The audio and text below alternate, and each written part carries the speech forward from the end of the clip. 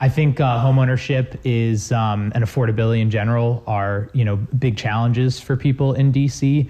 I think a lot of people want to call DC home, but it's difficult to do so. Yeah. What do you think can be done to help ease the cost of either homeownership or make that less of a hurdle, and then just make that complement being able to afford living in DC in general?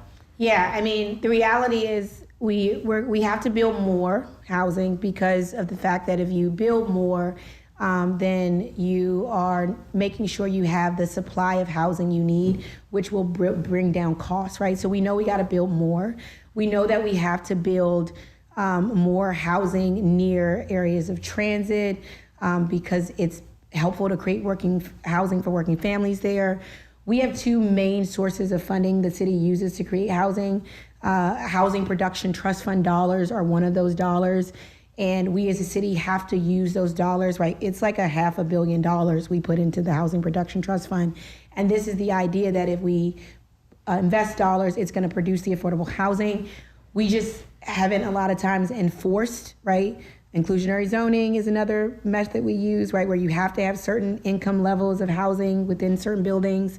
So for me, it's a matter of, we don't have to create that as a new thing. We just have to make sure the dollars we're spending is actually creating the housing we asked for, which is multifamily housing, 3 bedrooms, 2 bedrooms, the type of housing we need to build. The city also has to take on deeply affordable housing. It's the hardest housing to build, and the market just can't do it alone, right? So we as a government have to step up and build that deeply affordable housing. Montgomery County is already doing it, so DC absolutely can do it, use some of those dollars. By the city stepping up to create deeply affordable housing, it also allows housing providers to actually focus on that middle income housing group that also is struggling for housing as well. The other thing is, we get a lot of federal dollars for housing from HUD, for example. We just don't get the money out the door, so we end up giving money back to the federal government just because we didn't get it out the door. So last year, we gave $34 million back to HUD that we could have utilized, right? So our HPAP, which is our main, home purchasing for first-time home buyers, we also have EPAP, which is the employment version of HPAP, which is employees who want to be first-time home buyers in the city. It's a system problem, actually.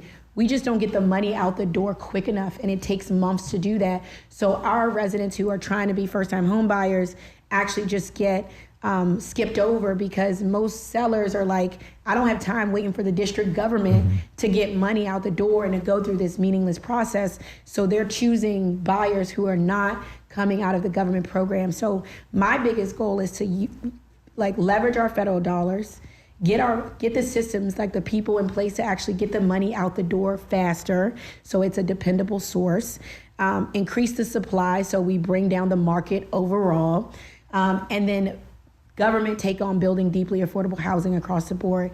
And I think in those ways we'll make it easier for residents to be able to afford.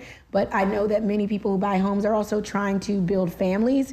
That's why I have a plan for universal access to childcare, so no family spending more than 7% of their income on childcare.